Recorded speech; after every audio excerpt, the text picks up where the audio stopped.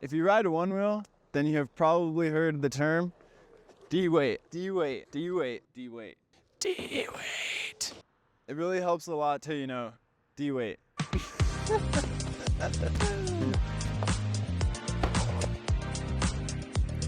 Woo! Yo, what's up guys? Kyle Hanson here, just ripping around, having some fun. I wanted to tell you guys about some one wheel magic. I've been riding one wheels for about 4 years now, and I've heard a lot of one wheel terms and lingo just being thrown around. And one that has really stuck out, that is an important one to remember, I think, is, that's right, DEWEIGHT. What is DEWEIGHT?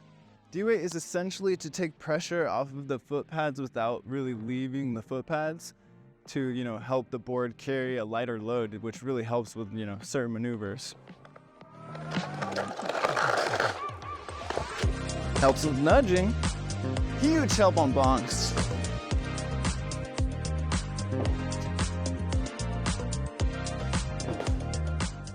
And of course it helps over transitions.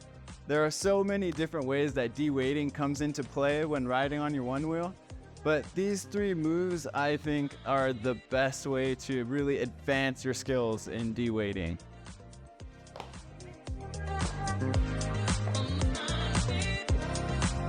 Woo!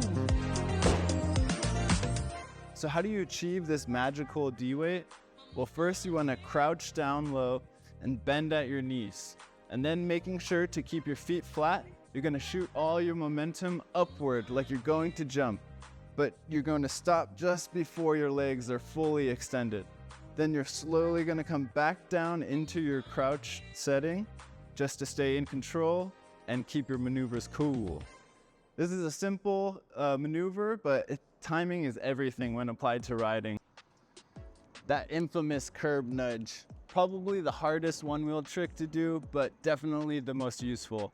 If you haven't got those nudges down, go check out Allison Stanley's curb nudge tutorial on Wheel Fun Stuff's channel because she lays it out beautifully.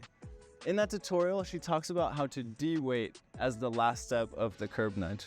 It really helps the tire climb up that curb and really helps you climb up with it.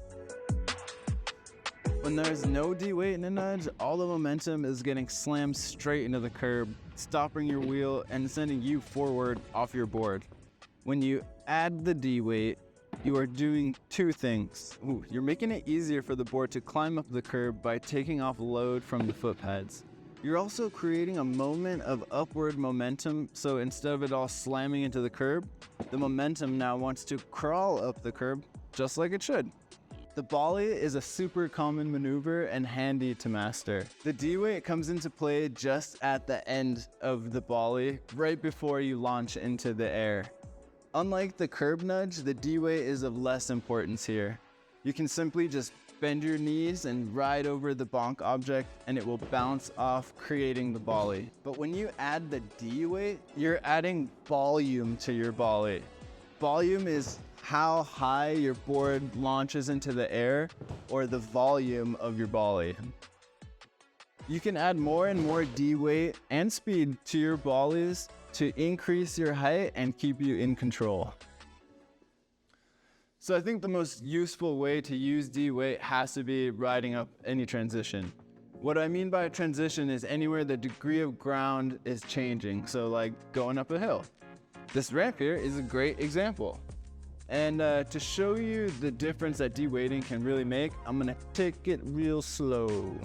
This motor has to work extra hard to get this fat body up this ramp. It will make it, but it takes a lot of effort in that motor and a little bit of balancing skills from the rider.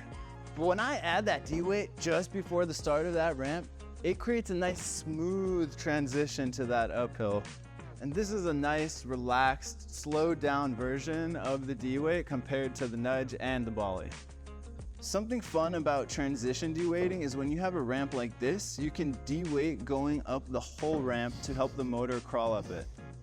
You start your crouch just before the bottom of the ramp. When you reach the transition, you start to release slowly enough to be in full extension when you reach the top of the ramp. This really takes the weight off of your wheel the whole time you are climbing.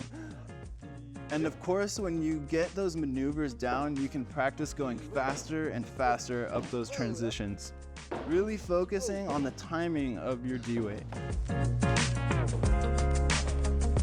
The D-weight is such an essential tool for one-wheeling.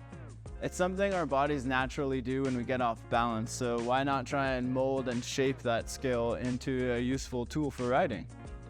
You know, nudging, bonking, transitions, these are just 3 ways to really showcase how you can progress in your one-wheel riding. So, you know, get out there, go practice, you know, go experiment with what you can do, and of course, have a fun day. Woo!